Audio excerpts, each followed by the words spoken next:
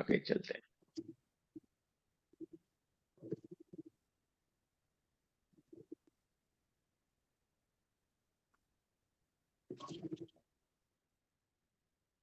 गुरुर्ब्रह्मा गुरुर्विष्णु गुरुर्देवो महेश्वरा गुरुर्साक्षात् परब्रह्म तस्मै श्री गुरुवे नमः।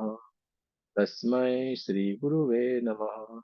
तस्मै श्री गुरुवे नमः। हरे की माँ का धन्यवाद। आपके हमारे कुल देवी कुल देवता का धन्यवाद। सदगुरुओं का धन्यवाद। ब्रह्म ऋषियों का धन्यवाद।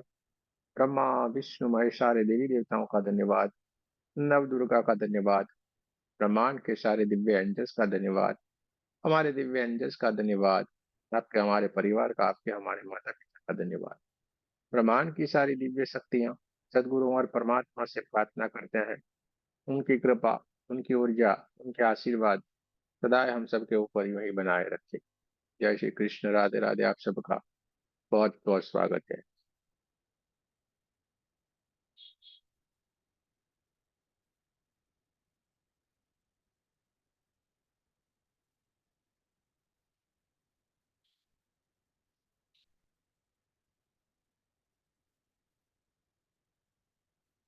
कल हमने बहुत बढ़िया से ध्यान भी किया, सत्संग भी किया और सदगुरु के बारे में हमने जाना कि हमारे जीवन में सदगुरु आ जाते हैं। सदगुरु का मिलना बहुत ही भाग्य से होता है। सदगुरु से हमारा मिल जाना या उनका हमारे जीवन में आना बहुत ही भाग्य से होता है। और बहुत ही भाग्यशाली होते हैं जिनको उनका सानिध्य मिलता है। सारे के सारे जितने भी हमारे संत हो गए, बड़े बड़े जिनके नाम है, वो सारे के सारे संतों को सदगुरु मिले हुए हैं। और सदगुरु मिल जाने के बाद ही वो पत्थर से पारस बन गए और उन्होंने जिन जिन को छुआ वो भी कहीं के कहीं पहुंच गए। कहीं के कहीं पहुंच गए। ऐसा जरूरी नहीं है कि उसी गुरु को पकड़ा यानी वही गुरु, लेकिन आपकी कमाई इतनी होती है कि आप उस गुरु से भी कहीं आगे निकल जाते हैं। गुरु से भी कहीं आगे निकल जाते हैं और ऐसा ही होना चाहिए। सच्चे गुरु वही होते हैं जो अपने शिष्यों को आगे बढ़ते हुए देखे। वही सच्चे होते हैं जो आपको हमेशा आगे बढ़ाने के लिए लगातार कोशिश करते रहे। वो नहीं जो आपको पकड़ के रखते हैं। वो नहीं जो आपको कहीं भटकाते हैं, पकड़ के रखते रहे, ये नहीं वो नहीं। कोई भी भटकाव नहीं होना चाहिए। आगे ही आगे हमें बढ़ते जाना है। रुकना हमारा काम नहीं है। रुकना हमारा काम नहीं है।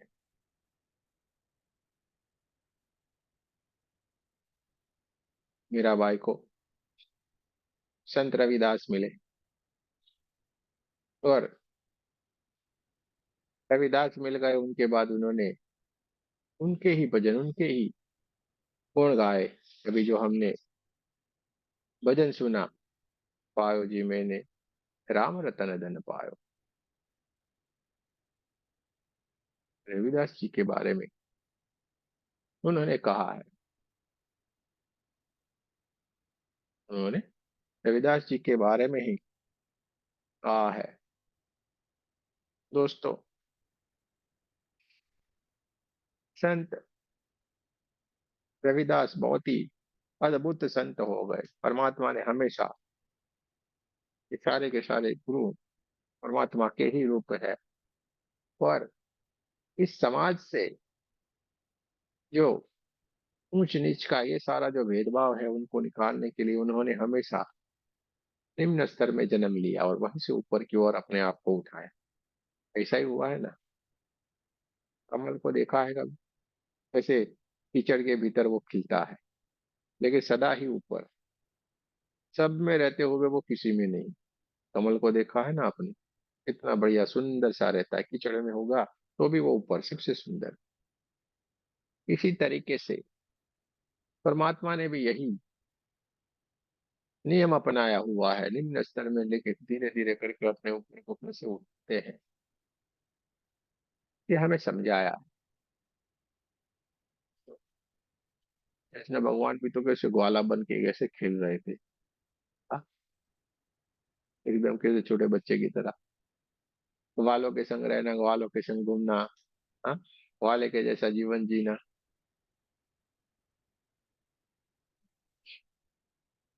माता कौशल्या से दूर हो गए थे 14 साल के लिए, और रोने लगी तो बोले चिंता मत करो, अगले जन्म में मैं आपको ये पूरे का पूरा जो आपका ये विरह का जो दुख है ना वो मैं पूरा कर दूंगा। और करके को बोला आपने जो किया है आपको भी आपका कर्म भुगतना पड़ेगा। कृष्ण जन्म में वही हुआ। माता यशोदा बन के कौशल्या जी आई और उनको कई कई को वहां पे रहना पड़ा। उनका पुत्र होते हुए भी वो जाके माता यशोदा के पास रहे ना। कर्म का फल। संत रविदास बहुत ही अद्भुत संत है।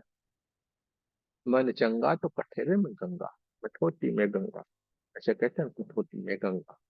रविदास, मन चंगा तो कठोती में गंगा, ऐसी वाली बात है। मेरी आवाज आ रही है ना क्लियर? क्योंकि कठोती में गंगा, सही में गंगा, तो कठोती थी उसमें प्रकट हुई थी, इसलिए कहावत पड़ी है।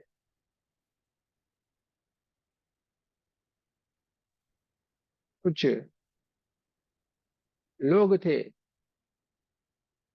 तो गंगा दर्शन के लिए जा रहे थे, पंडित जी सारे लोग, कुछ लोग थे वो जा रहे थे, ऐसी कहानी है। और रविदास भी थे तो बोले कि मेरा 1 रुपया ले जाओ और आप माता गंगा को देना, वो अपने हाथ निकाल के आपसे 1 रुपया ले। सब लोग सोचने लगे कैसा पागल है, माता गंगा कैसे रुपया कर लेंगे हाथ में। सही में जब वो गए तो बोले कि रविदास जी ने ये भेजा हुआ है, तो सही में भीतर की ओर से हाथ आया माता गंगा, और उनका रुपया हाथों हाथ लिए थे।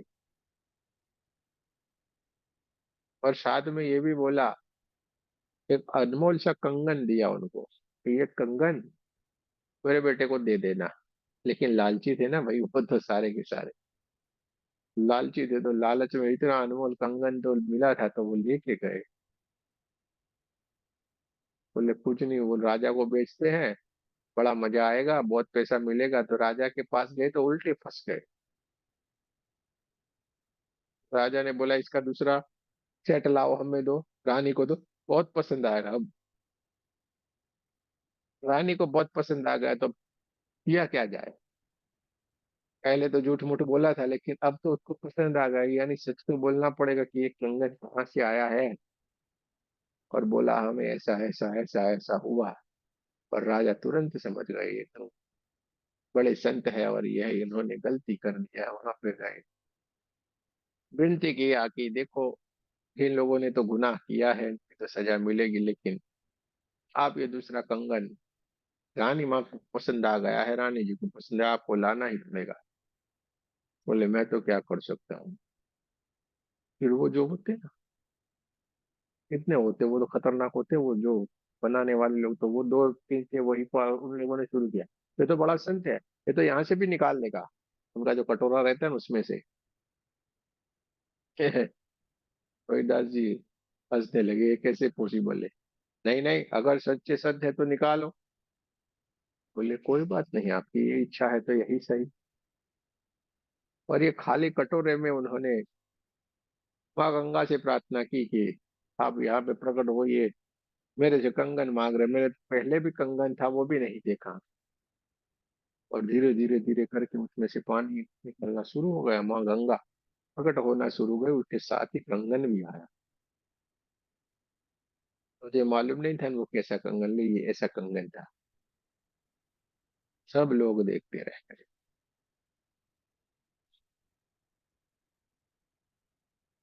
सब लोग देखते रह गए। कहानियों में तो कहानियां ने तो घटनाएं सच्ची है, लेकिन जैसी दृष्टि वैसी सृष्टि रहती है। छोटे से बचपन में वो बहुत छोटे थे तभी स्कूल में जा रहे थे, उनके गुरु भी थी शारदानंद। बहुत ही बढ़िया अद्भुत से उन्होंने पहले से ही जान लिया था ये बच्चा कोई अलग सा है। उनका बेटा और ये चंद्र जी साथ में खेल रहे थे, खेलते खेलते बहुत देर हो गई, अंधेरा हो गया। बोला, दोनों ने तय किया अधूरा खेल कल खेलेंगे। दूसरे दिन जाके सुबह सुबह में नहा धो के, संत रविदास छोटे थे तब गए दोस्त के साथ खेलने के लिए, वेट किया नहीं आया तो उनके घर पहुंच गए। लुपा छुपी का खेल अधूरा है, उसको खत्म नहीं करना है क्या। लेकिन वहां पे गया तो शारदानंद जी का जो उनका गुरु था उनका ही बेटा था, तो बोला ये तो मर गया। यहाँ पे उसको रखा हुआ था वहीं पे। शारदानंद जी जो उनके गुरु थे उसको लेके गए और वहां पे जाके देखा तो रविदास जी ने माना, नहीं नहीं ये तो नहीं मरा हुआ है। जाके उनके कानों में कुछ बात किया, बोले उठ जा मेरे दोस्त, अभी तो हमें लुपा छुपी खेलना है ना। उठ, अभी तो हम लुपा छुपी खेलने वाले हैं, अब लुपा छुपी खेलेंगे, चल खड़े हो जा, हमें खेलना है। और दोस्त खड़ा हो गया, और दोस्त खड़ा हो गया और दोनों लुपा छुपी खेलने लगे, क्योंकि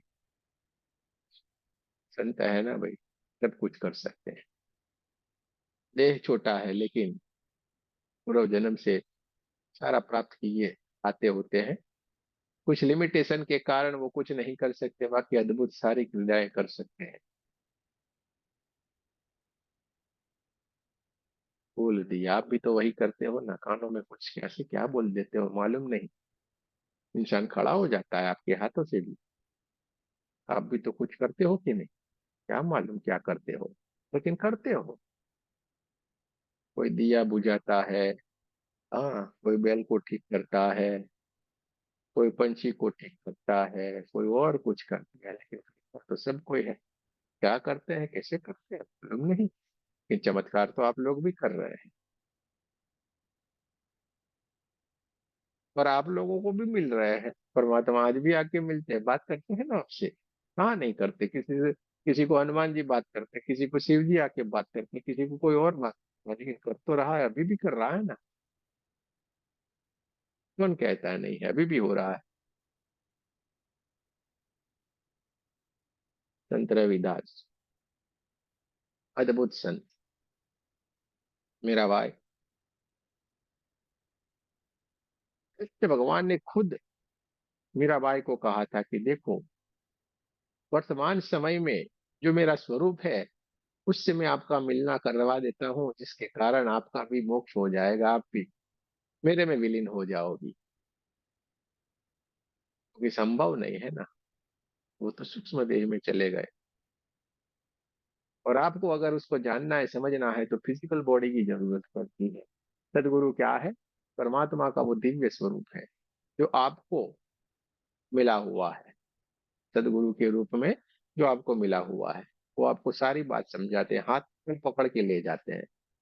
ले जाते हैं कि नहीं। खुद कृष्ण भगवान ने जब मीराबाई ने हज किया था, नहीं आपको मेरे हाथ से खाना पड़ेगा, मैं गोल गोल घूमते घूमते, मेरे तो गिरधर को पाल दूसरा न कोई न, ये सारा भजन गाते गाते गोल गोल घूमती रही।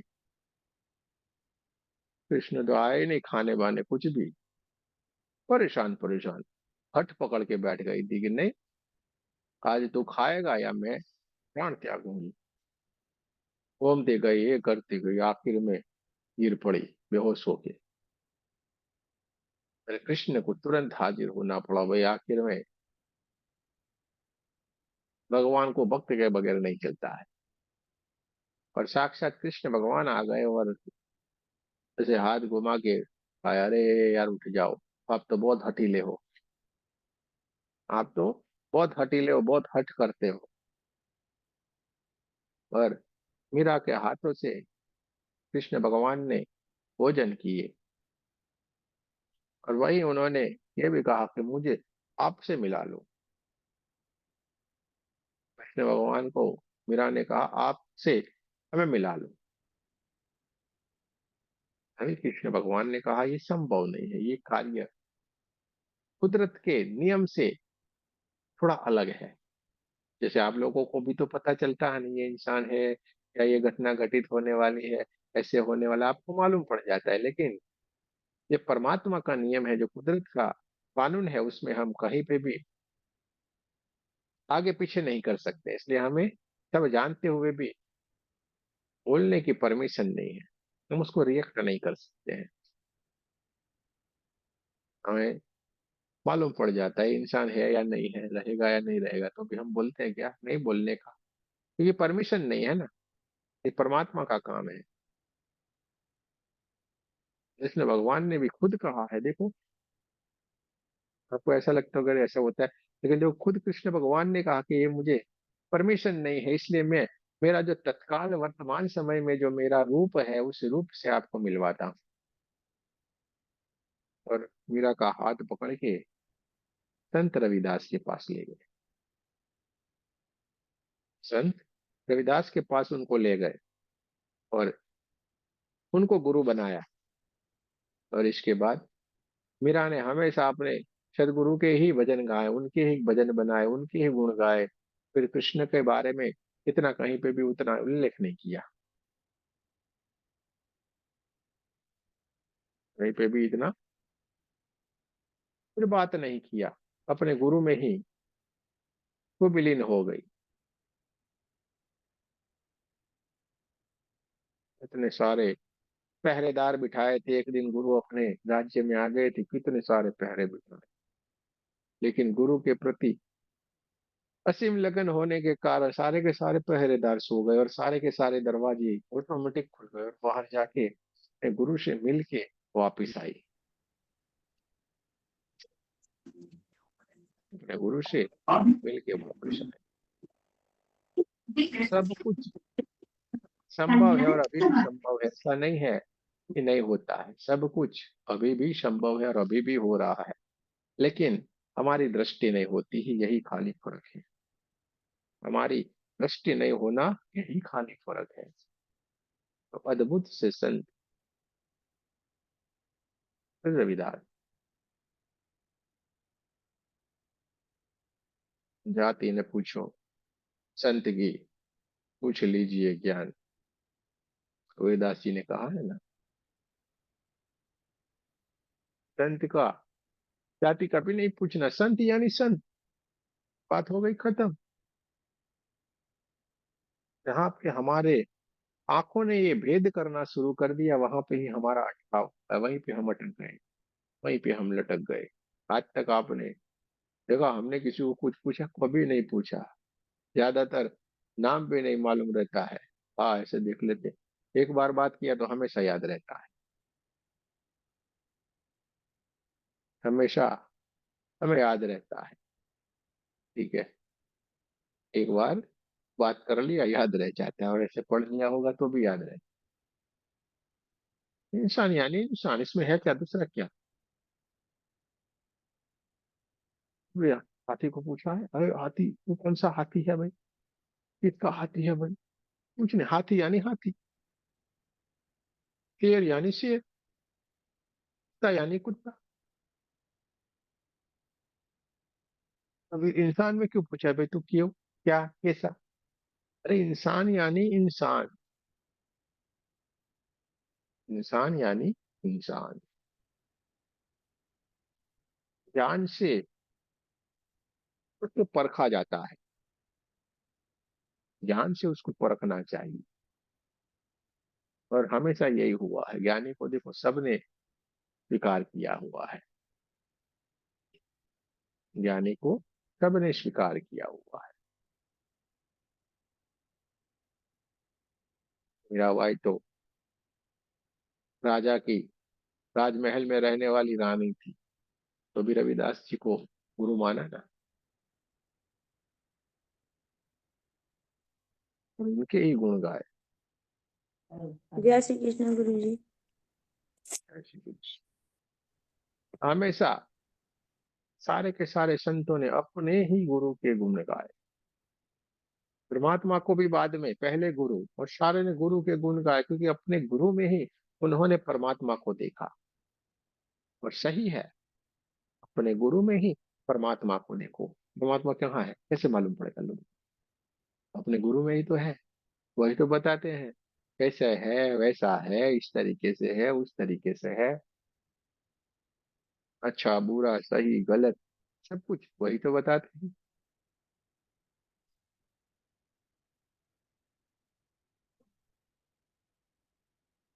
तो गुरु बहुत ही भाग्य से मिलना हो जाता है। तुमने आपको बताया था ना, तो हमारे गुरु थे, उनको बोला था भाई आपका पहला शिष्य पठान बनेगा, यानी पठान लो, यानी पठान ही पहला शिष्य बना। मानने में आएगा कभी पठान शिष्य बनेगा? पर पठान शिष्य पहला बना, और वो भी मरने की कतार के ऊपर। कैसे स्वीकार करो? अंग्रेजों का ही समय, हमें लंबे समय की बात नहीं करते, अपने आंखों देखी हुई सारी बातें, हवा हवाई वाली कोई भी नहीं। जैसे कोई की स्वीकार करना उनका धर्म, अंग्रेजों का समय। जैसे फांसी खाते तो पूरा का पूरा ये पूरा फेफड़ा फेफड़ा सब हिलता, आज मरे सो अब मरे, ऐसी वाली हालत उनकी। और ये गुरु मिल गए, बोला एक कंबल हर साल देने का। कंबल देते गए हर साल एक कंबल, हर साल एक कंबल। 18 से 20 साल उसके बाद जिए, जो इंसान कल मरने वाला था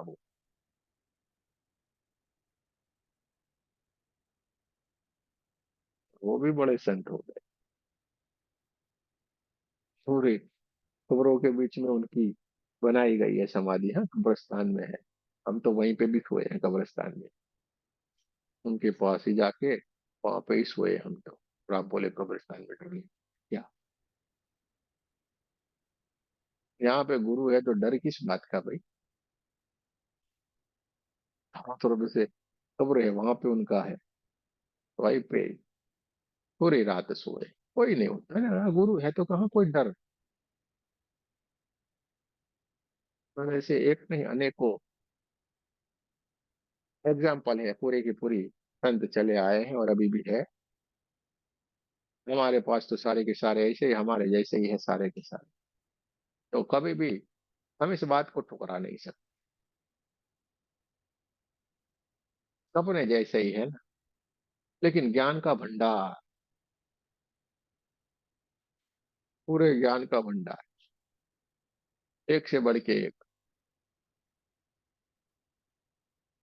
और हमें हमेशा ज्ञानी के पास ही अच्छा लगता है, अपने आत्मा की बात करें उनके पास ही हमें बैठना अच्छा लगता है। और हमें ये सारे के सारे जो बंधन है, उस बंधनों से हमें ऊपर की ओर उठना। कीचड़ में ही कमल खिलता है। तो हमें काम क्रोध लोभ मोह माया, ये सारे कीचड़ के दल दल में से अपने आत्मा को ऊपर की ओर उठाना है, और हमें बढ़िया से जीवन को जीना है,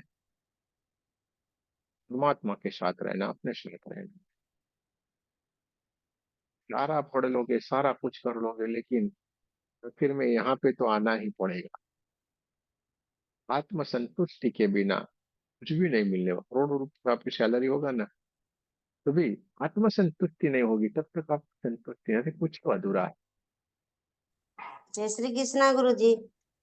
श्री कृष्ण। अधूरा अधूरा आपको लगेगा ही लगेगा,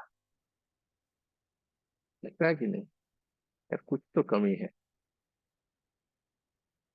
क्यों लगता है? ये लगता है, ये परमात्मा की बहुत कृपा है। हमें अधूरा अधूरा लगता है, ये परमात्मा की बहुत कृपा है कि हम जागृत हैं, हमारे शुद्ध परमात्मा का स्वरूप विद्यमान है, इसलिए हमें ये लगता है।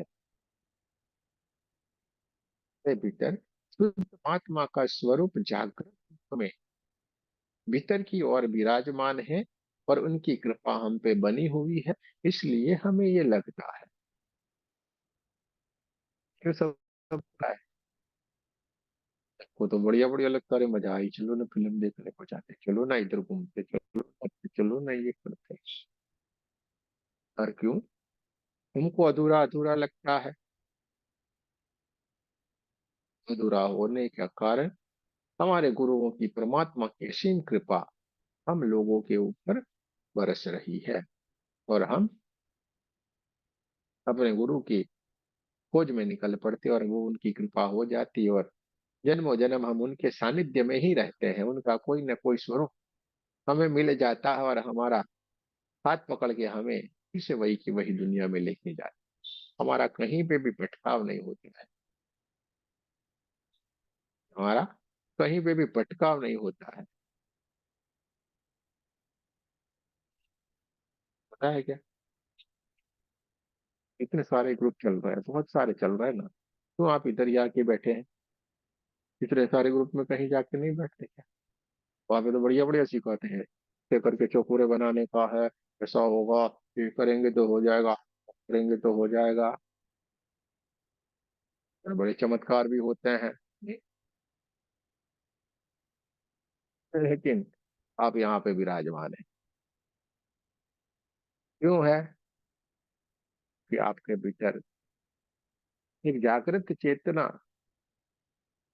विराजमान है, आपने अपने आप को जानना है, आपने अपने आप को ढूंढ रहे हैं, इसलिए है। हमें अपने आप की पहचान करनी है, हमें अपने आप से जुड़ जाना है, हमें अपने आप से मिलना है,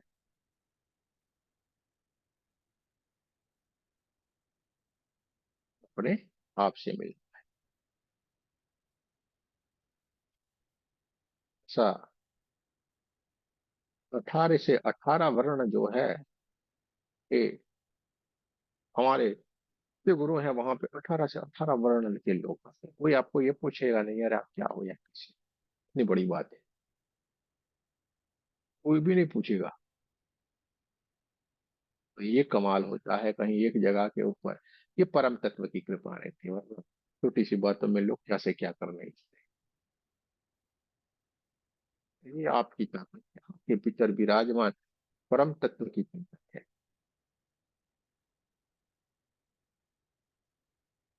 मेरा भाई ने जैसे संत रविदास को अपना गुरु बनाया, इतनी अद्भुत हुआ, उस जमाने की बात है, और राजा लोगों ने क्या नहीं किया होगा, एक बात तो सोचिए खाली, क्या क्या नहीं किया होगा। ऐसे गुरु होते हैं क्या? इतना भेदभाव, इतना सारा कुछ, तो भी संत यानी संत।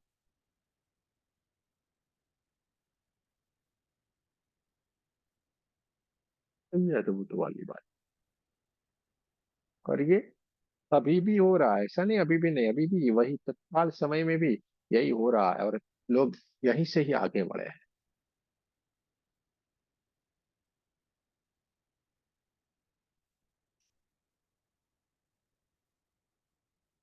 वही हमने फोटो रखा होता है, जो तिलक वाले ऐसे करके नहीं मिलते हुए, ऐसे करके। ये हमारे गुरु जो हमारे पीछे भी थपथपाया करते थे ये काम में, और उनके गुरु थे वो निम्न स्तर के थे एकदम, उस अभी के समय की बात करें, दूसरे लंबे समय की नहीं। तो उनको पूरे बिरादरी से, अपनी जात पात से सब निकाल दिया था, अरे ये तो है ही नहीं, निकल तो बाहर। इतना कष्ट दिया, बहुत कुछ दिया, लेकिन देखो नाम हो गया उनका, और जिन्होंने कष्ट दिया था वो आज पैर पकड़ पकड़ के आ रहे हैं। संतों की बात हमेशा निराली रहती है। आपको कष्ट दिया है, थोड़ा सा कष्ट जरूर से आपके जीवन में आएगा, लेकिन हमें कोई डिगमगा नहीं सकता है। हमारा जीवन ऊपर उठने के लिए परमात्मा ने ये हमें समझाने के लिए सारी की सारी बातें रखी हुई है। भीतर एक जागृत परम तत्व विराजमान है, एक जागृत परम तत्व विराजमान है। लोग क्या करते हैं मालूम है? एक छोटी सी बात को मैं ज्ञानी, मैं ज्ञानी, मैं ज्ञानी, मैं ज्ञानी इतना बताने के लिए, अपने आप को सर्वोपरि बताने के लिए इतनी बहस छेड़ते हैं आजकल, छोटी छोटी छोटी बातों में। पर एक बात में मैं ही ज्ञानी, मैं ही ज्ञानी, मैं ही, ये बताने बताने में इतनी बहस छेड़ देते हैं कि अपने रास्ते से ही भटक जाते हैं। हमें उस सारी चीजों में नहीं जा, अपने अपने आप में चलना, अपने आप को जानो बस। हमें और किसी में नहीं, कोई चर्चा में नहीं जाना, हमें अपने आप को जानना, हमें अपनी आत्मा के साथ रहना है। कौन क्या कर रहा है, क्या नहीं कर रहा है, क्या हो रहा है, कुछ भी लेना देना, अपनी आत्मा के साथ रहो। क्योंकि जो बोल रहा है कोई और नहीं है, वो परमात्मा का खुद अंश है, खुद परमात्मा का स्वरूप है। अपने आप से जुड़े रहो, बढ़िया से अपने आप को जानने की कोशिश करो, अपने आप को पहचानो कि आप हो क्या, आप हो क्या। हमारे ऋषि मुनियों ने बहुत ही अद्भुत तरीके से हमारे शरीर के ऊपर थोड़ा सा डिस्ट्रीब्यूशन किया, लेकिन हमें ज्ञान नहीं होने के कारण हमने उनको गलत तरीके से लिया। ये इतना जो हमारा सर का हिस्सा इतना रहता है ना, मस्तिष्क दिया हुआ है परमात्मा ने, सारी की सारी चीज जिसको वहां पे चलती है, उसको ब्राह्मण कहा गया। सारा का सारा इधर ज्ञान भरा पड़ा रहता है ना, ये ब्राह्मण। दो हाथ है, क्षत्रिय कहा गया, खुद की भी प्रोटेक्शन कर सकता है, दूसरों को भी बचा सकता है, यही से होता है ना सारा का सारा क्षत्रिय। गले से लेके यहां से लेके अपने कमर तक का जो पार्ट है ना, पूरा वैश्य यानी कि व्यापार करने वाला बिजनेसमैन। आप बताओ, आपने तो इधर से डाल दिया, हाँ भीतर कितना सारा मैनेजमेंट हो जाता है, कितनी बड़ी फैक्ट्रियां चल रही है, इधर जाएगा उधर जाएगा, दाएं बाएं, ये बनता है वो बनता है, कैसे क्या चल रहा है कोई उसका समझ ही नहीं सके, उतना खतरनाक चल रहा है। इतना बड़ा बिजनेस तो कौन चला सकता है कि नहीं? खतरनाक सोच भी नहीं सकते हम, इतनी छोटी छोटी नाड़ियां, छोटा छोटा सब कुछ, पर सब कुछ चल रहा है। तो वैश्य और पैरों का हिस्सा जो है वो क्षुद्र है। कहीं पे भी चलता है ना भाई, कीचड़ में भी जाएगा, पानी होगा उसमें भी चला जाएगा, अच्छे में भी जाएगा, बुरे में भी जाएगा। तो इस शरीर के ऊपर ये हमारे ऋषि मुनियों ने हमें समझाने के लिए ये चार जगह के ऊपर इसने इन्होंने बताया। और हमने क्या किया आगे चलते हुए? नहीं ये वाला वो, ये वाला वो, ये वाला वो, अरे यार, तो इंसान हो। कभी सोचा, कभी कुत्ते को बोलना पड़ा तू कुत्ता है, गधे को बोलना पड़ा तू गधा है? हाँ, गधे को बोला कभी तू गधा बन, कुत्ते को बोला कभी तू कुत्ता बन, शेर को बोला कभी शेर बन, और इंसान को कहना पड़ता है ना, अरे तू इंसान बन, जानवर मत बन।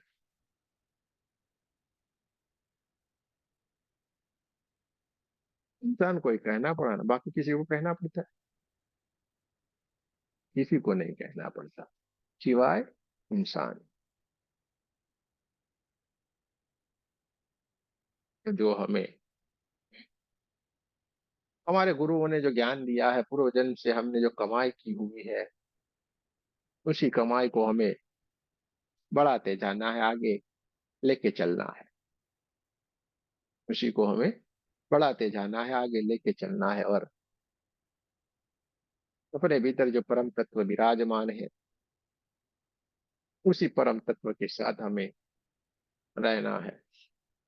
सारे के सारे संतों ने कई बात बताई, सभी ने एक ही बात बताई, सभी ने एक ही बात कही, भीतर की ओर जा, अपने आप से मिल जा। भीतर की ओर जा, अपने आप से मिल जा। हमने भी तो कल ध्यान मेडिटेशन में भीतर की ही यात्रा की थी ना। कहीं बाहर कुछ भी नहीं है, भीतर ही भीतर है।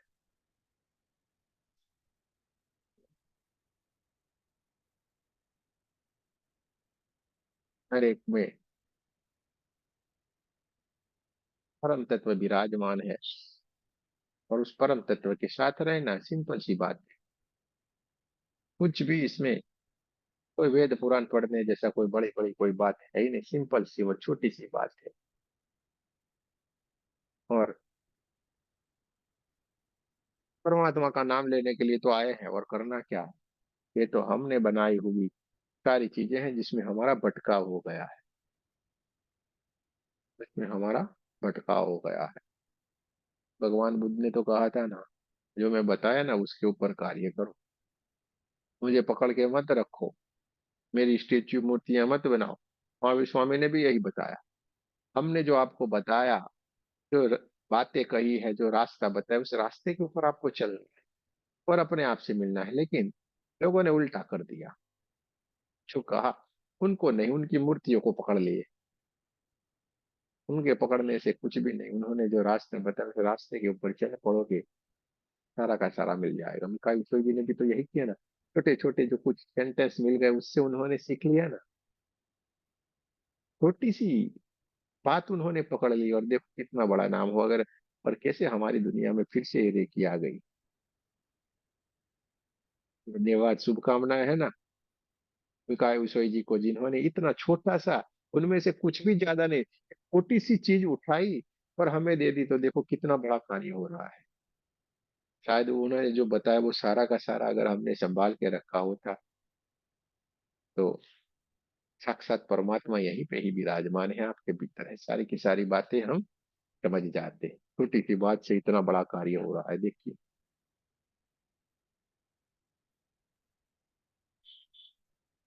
और ये सारी की सारी बातें आत्मज्ञान की बातें है ना। भगवान बुद्ध के पास कौन सी बात है? आत्मज्ञान की तो बात है। महावीर स्वामी के पास क्या है? आत्मज्ञान की तो बातें है। गुरु नानक देव जी के पास क्या है? आत्मज्ञान की तो बातें है। जीसस के पास क्या है? आत्मज्ञान की तो बात है। पैगंबर साहब के पास क्या है? आत्मज्ञान की तो बात है। कृष्ण के पास क्या है? आत्मज्ञान की तो बात है। भगवान राम के पास क्या है? आत्मज्ञान की तो बात है। सबके पास आत्मज्ञान की बात है। सारे लोगों के पास गुरु है। ऐसा कौन सा है जो गुरु के बिना हो? सारे के सारे लोगों के पास गुरु, और गुरु बिना ज्ञान नहीं। ये बात एकदम सच है। वरना कृष्ण भगवान खुद हाथ पकड़ के मीरा को क्यों ले जाते रविदास के पास? और मीरा जी ने फिर उसके बाद कोई और भजन नहीं गाया अपने गुरु के सिवा। रविदास जी ने भी तो परम तत्व की ही बात की, अपने गुरु की ही बात की। और हमारे अभी के गुरु है वो भी अपने गुरु की ही बात करते हैं, उनके ही भजन गा रहे हैं। और हम भी देखो गुरु की ही बात कर रहे हैं। हमें गुरु कार्य करना है। हम भी क्या कह रहे हैं आप, कि हमें गुरु कार्य करना है, बहुत से लोगों को जगाना है, बैठना नहीं है। आलस करके अभी बैठे हो तो जग जाना है। बात करो, लोगों को जगाओ। अरे चलना भाई, हम चले पड़े हैं, तू भी चल। हम तो चल पड़े हैं, तू भी चल। कहने में क्या जाता है? यही खाली छोटी सी बात करनी है, गुरु कार्य करना है, आगे सबको बढ़ाना है बस। अरे कहीं पे भी जुड़, लेकिन तू आगे बढ़, आत्मज्ञान की तरफ तू आगे बढ़। एक छोटा सा गुरु कार्य हमें भी तो करना है। और इनकी कृपा, उनके आशीर्वाद बहना शुरू हो जाते हैं। उनके आशीर्वाद हम सब के ऊपर बहना शुरू हो जाते हैं। गुरु बिना कुछ भी नहीं। कभी भी उनके रूप को मत देखो, उनके स्वरूप को देखो, उनके भीतर पड़े हुए तत्व को देखो। शरीर से कुछ लेना देना नहीं, गुरु तत्व महान है। शरीर की तो बहुत ही कृपा है कि ये काया मिली हुई है, जिसके भीतर वो परम तत्व विराजमान है। इसलिए इस शरीर को हम धन्यवाद कहते हैं, क्योंकि उनको रहने के लिए घर तो चाहिए कि नहीं। इतना भी, ये भी अनमोल है। हाँ, ये मत समझना कि ये अनमोल नहीं है। ये जो काया, ये देह मिला हुआ है, वो भी अनमोल है, क्योंकि उसके बिना तो आत्मा का कोई अस्तित्व ही नहीं है। वो प्रेतात्मा के रूप में गिना जाएगा ना। शरीर नहीं मिलेगा तो क्या होगा, प्रेतात्मा हो जाएगा। इसलिए इस शरीर का भी बहुत बहुत धन्यवाद है। पंच महाभूत का ये जो शरीर बना हुआ है, ये काया बनी हुई, उसका भी बहुत बहुत धन्यवाद है, क्योंकि इसके भीतर आत्म तत्व विराजमान रहता है। और इसके कारण ही हम मोक्ष स्थिति को प्राप्त कर सकते हैं। अगर ये शरीर नहीं होता तो कैसे प्राप्त करते।